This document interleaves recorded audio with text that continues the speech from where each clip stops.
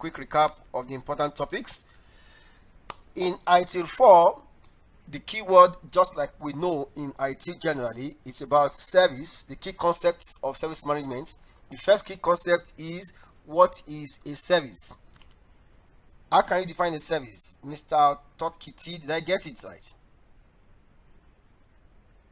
Did I get your name right? Yes. Okay, so how do you define a service in your definition? Well, a service is a form of value offered to individual third party or in return for feedback or improvement. Okay, keyword that you mentioned is value. Okay, other thing that you ought to have added is the fact that this value does not really have to come to the customer bearing the full cost of the delivery and as well as the risk. So in ITIL, a service is a means of enabling value, co-creation. Now when we talk about value co-creation, it means that the value is not expected to be created for a customer by just the vendor. It's supposed to be a co-creation.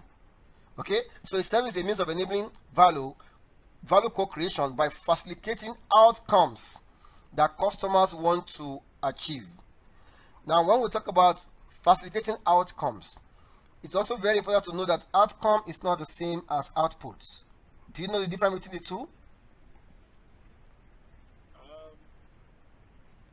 Outcome is traced back to the output, is just the expected result. Okay, another way to say it. Okay, so which one do you think the customer expects, output or outcome? I would say outcomes. Okay, good. So the what IT produce, so to say, is outputs. When you, for example, provide an internet service, okay, and then the internet service is actually, delivering the exact bandwidth that is required. Okay, maybe you pay for, let's say, 10 meg up and down, and you're able to test, from the point where it was delivered, that okay, it's actually giving us 10 up, 10 down. That's an output. But the outcome to the business is that they can actually browse, okay, and download, attach without stress. And it's not actually, they can actually go play, maybe go to YouTube if it's allowed in the company, and it's not buffering, it's not taking too long, it's not stopping in the middle. That's an outcome which comes through the output that IT has produced. So what IT produces is actually output. What the business expects from IT, whether it is an internal IT or external IT, it's outcome. Okay, so what benefit the customer is outcome and not the output. So many times outcome and output are not always the same, and IT many a times lay emphasis on output without looking at outcome. So a service again is a means of enabling value co-creation by facilitating outcome that a customer wants to achieve without the customer having to manage specific costs and risk. Very important. The last clause of phrase now says, without the customer having to manage specific costs and risk. Service can be delivered without customer having to manage specific costs and risk. And of course, that's why we have things like software as a service, where the customer doesn't really need to bother about where the server is coming from. It doesn't even need to have any IT department to run whatever needs to be run, updates on the server, because it's just a software as a service that the company is, that the company has subscribed to. Organizations who deliver service are referred to as service providers, and the other organization on the other part, whom services are delivered to, are referred to as service consumers. So in IT, instead of talking about customers, in ITIL, we rather say a service consumer. That is the customer who is getting the service or receiving the service. The one delivering the service is called a service provider. Instead of talking about saying, oh, it's vendor, it's not just a vendor, it is called a service provider in ITIL term. And on the other side, those who are receiving the service are called service consumers, as against saying customers. Okay, the service consumer roles. What are the roles of a service consumer? A service consumer is the organization or people that actually receive a service or consume a service. So what are their roles? A service consumer can be a customer, it can be a user, it can also be a sponsor. A service consumer role, when we refer to it as a customer, that means we are talking about someone who define requirement for service and take responsibility for outcomes from the service consumption. That is a customer. And we also have another role within service consumer, which are referred to as the user. A user is someone who uses the service. He uses the service without taking responsibility for the outcome. For example, if an organization like yours, you have ISP providers, internet service providers, the customer of the service provider are supposed to be the IT, because you are the one that define your requirements for service. You are the one that take responsibility to be sure that the bandwidth that the ISP is providing is actually what you are paying for. That is the IT unit. That is the customer. Then the user are those people who are not in IT department, who are just using the internet service. And of course, the third role within service consumer is the word sponsor. That is a person who authorizes a budget for service consumption. So IT in some organization report to finance, where you don't have group head of IT. Sometimes report to maybe another boss who is not IT service, so to say. But whichever case, the request for ISP needs to go through an approval and needs to be part of a budget before the fund can be released. Can you just walk me through in your organization these three people, or the people that are found in the three different roles: customer, user, and sponsor?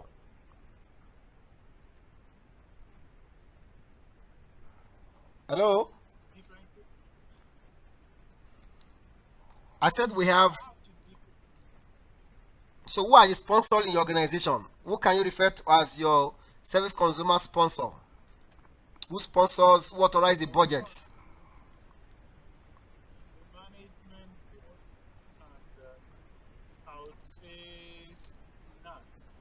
Okay. So is IT reporting to finance at the management level? Yes. Okay. Okay. Okay. So there's no CIO.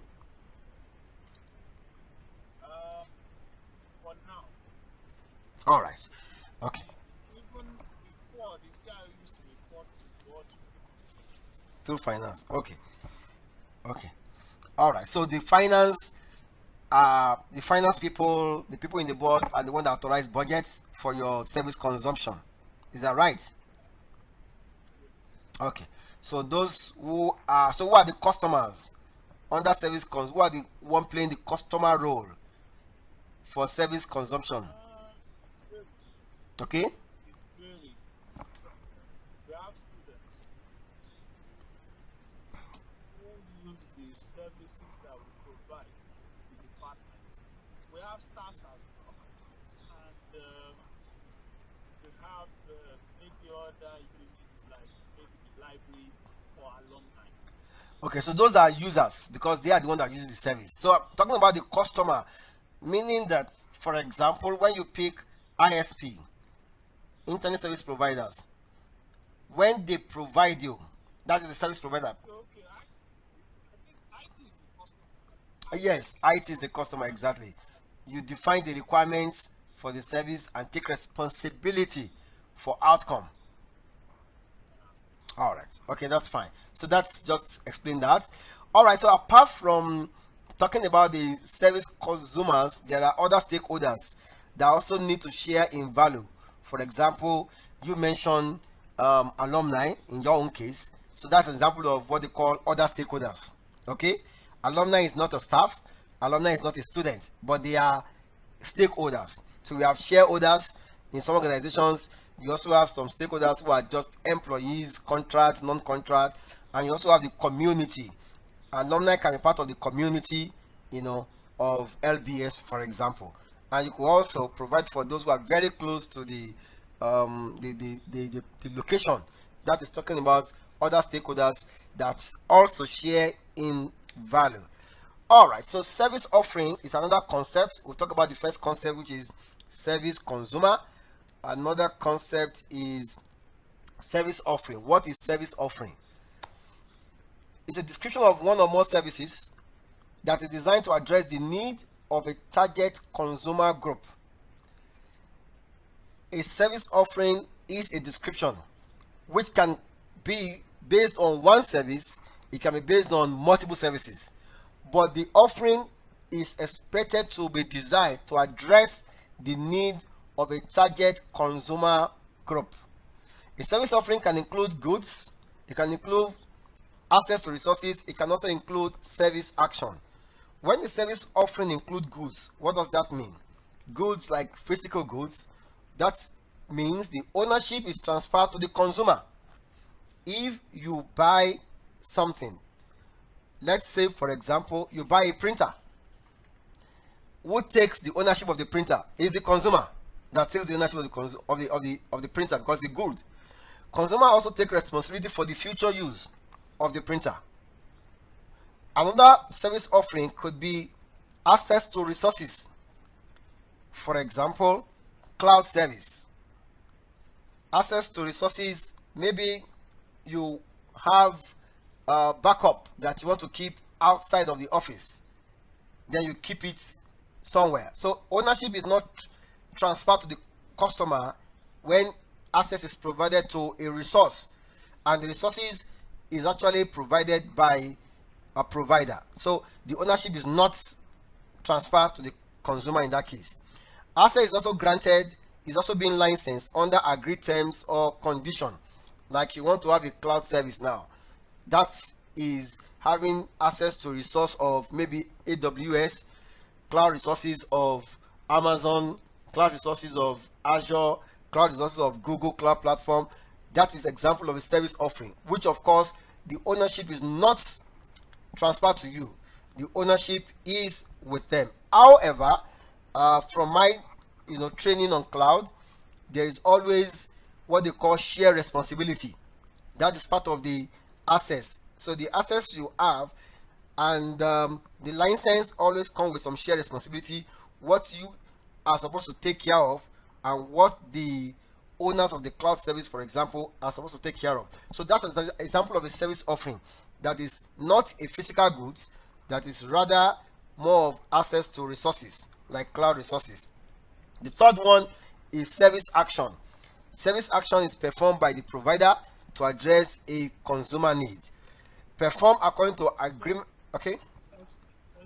The service offering consumer goods and what? So under service offering, we have three major parts of service offering. The first one is goods. Okay. The second one is access to resources, which is where I gave the example of cloud services. The third one is service. The third one is service actions, which is where you have a provider coming to do something for you, either doing it remotely for you or coming physically to your data center to come and work on your servers. Okay, that is the third one, service action. So these three are example of what forms a service offering, which of course has to be described and it has to address need of a target consumer group. Okay. All right, the next concept we'll talk about service consumer. as a concept. We'll talk about other stakeholders. We'll talk about service offering. And the fourth one, service relationship. When we talk about service relationship, what do we mean? We are talking about a situation where you have a relationship between the service consumer and the service provider. Service consumer, the people that consume the services or receive the service. Provider are the ones that provide or perform the service. So service provisioning consists of activities performed by a service provider to provide services, whereas the service consumption consists of activities performed by a service consumer to consume the services. So when we are talking about service relationship, we are bringing two things together. We are bringing together service provisioning and service consumption. The two of them forms service relationship. Service relationship has to be managed, and the management of service relationship consists of a joint activities that is performed by both the service provider and the service consumer. The activity performed by service provider can be referred to as service provisioning. The activity that is provided by service consumer can be referred to as service consumption activities. So these two come together to form service relationship management, which of course is to ensure you have a continual value co-creation based on agreed and available service offering. So service relationship management used to be part of service strategy under ITIL version 3. If you remember very well, under ITIL version 3 then we used to have life cycle like service strategy, service design, service transition, service operation, or continuous improvement life cycle. So service relationship management is joint activity performed by the service provider and the service consumer to ensure a continual value co-creation based on agreed and available service offering. For the purpose of the exam, the key words you should be taking care of. If you remember when we started the definition of the service, we said service deals with what? Value co-creation. So also we are talking about service relationship management. We are talking about the fact that there will be a joint activity performed by both the service provider and service consumer to ensure continual value co-creation. That word co-creation is very key, based on what is agreed and what is available in the service offering. Alright, so another key concept is the service providers, which we've mentioned before. Service providers can also be a service consumer. That's also very important. A service provider and service consumer, what bind them together is called service relationship, where they both co-create values. So you can have service relationship between different organizations. For example, you are a service consumer to ISP. Now, ISP organization can also come to your center, to your institution, Lagos Business School, send their management team for a training. In that case, they have also become what? A consumer, and you have now become a provider for them. So a service provider can also be a service consumer. Is that very much clear? Hello? Very clear. All right. Okay, so we'll move away from concept of service management, where we'll talk about service provider, service relationship, service offering, stakeholders, service consumers, and service itself, to talk about 4 dimensions of service management. This refers to what you used to know before. They will call it the 4 P's. Remember those days in version 3, version 2, we talk about 4 P's. What are 4 P's? It says, okay, products, partner, processes, and people. So now, instead of talking about 4 P's, we rather talk about 4 dimensions of service management. What are the 4 dimensions of service management? First one is people, organizations, and people. Second one is information and technology. The third one is partners and suppliers. Whereas the fourth one is value streams and processes. These are 4 dimensions of service management. There's no how we talk about service management without talking about the 4 dimensions. And these dimensions are influenced by what we call factors, about 7 factors influencing them. What are these 7 factors? We have political factors, economic factors, social factors, technology factors, legal factors, environmental factors. The factors, one way or the other, shape the 4 dimensions. I'll give you an example. When you look at information and technology under something like political factors, you know that any country that the US sanction, what do you think happens to them when it comes to technology?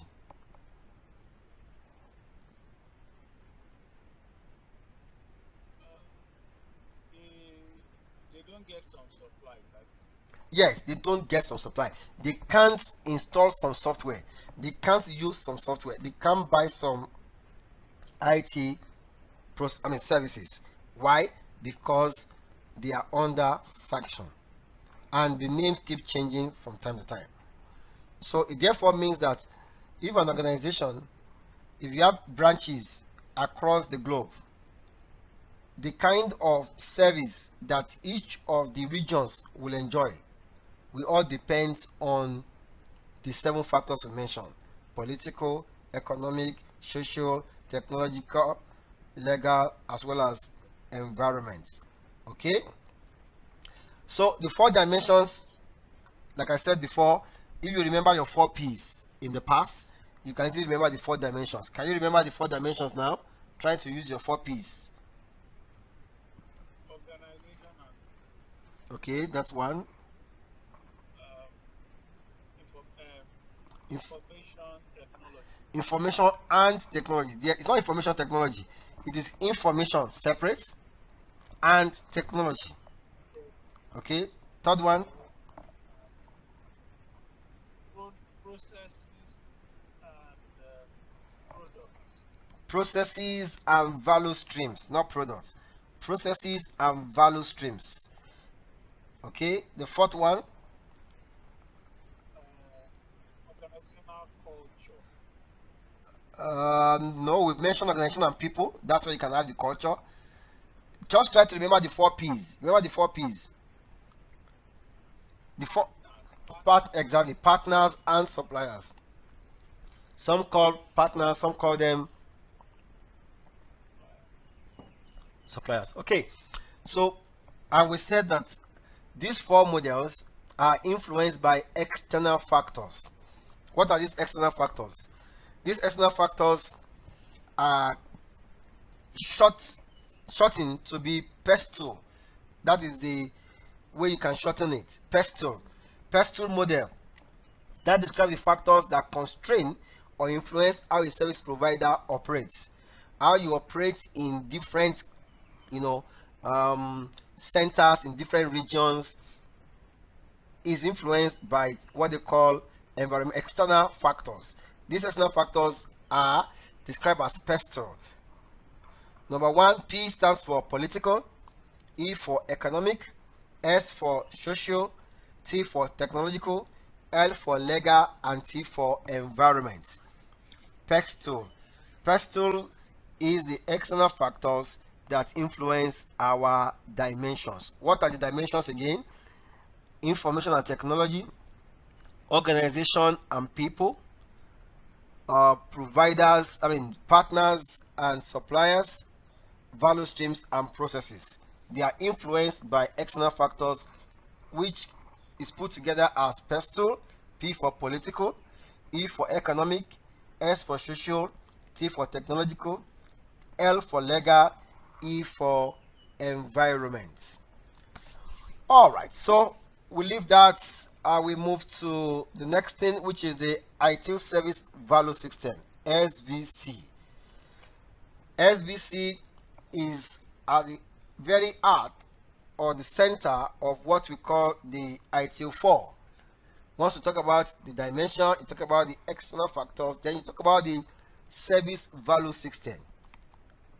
The purpose of the service value system is to ensure that the organization continually co-creates value with all stakeholders through the use and management of products and services. Remember the keyword again, co-create.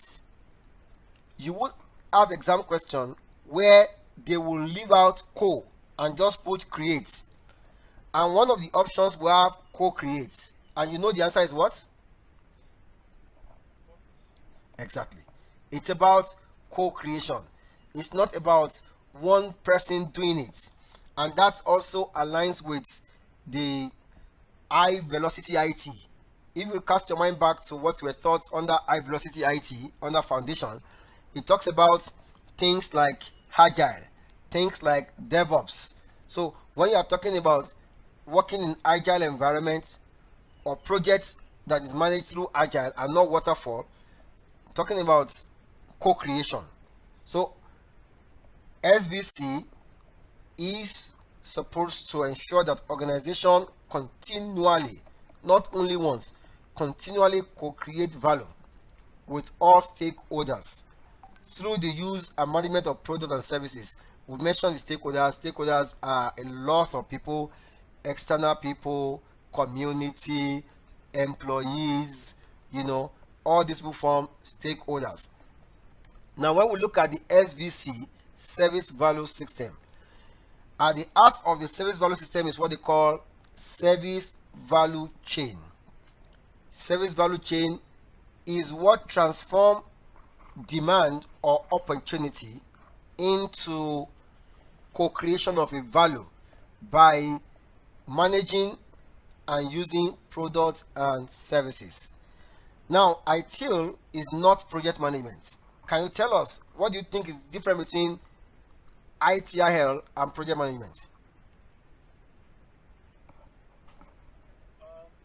Project management is mostly concerned about the scope, time, and cost of activities, whereas ITIL is much more about ensuring that there is a co-creation of value around the activity. Okay, that's good. To buttress or to add to what you said, project management is always about introducing something new, okay, new projects, or we can say projects will always have one key thing: a start time and a what? A end date. That's the truth. Every project must have starts and end. Unlike your ITIL, ITIL is continuous. That is why we said the purpose of service value system is to ensure that the organization continually co-create value. It is not time-based. It's not a project that has start time and end time. Do you understand? That's a key difference. Projects will have start time and end time, but service management, IT service management, which of course deals with service value system, is a continuous thing, continually creating value with all stakeholders by using and managing the products as well as the service. All right, so IT service value system describe how all components and activities of the organization work together as a system to enable value creation. Service value system describe how all components and activities of the organization, different units, different departments, how they all work together as a system to enable value co-creation. These components and activities, together with the organization resources, it can be configured, it can be reconfigured in multiple combinations. It can also be done in a flexible way as circumstances changes.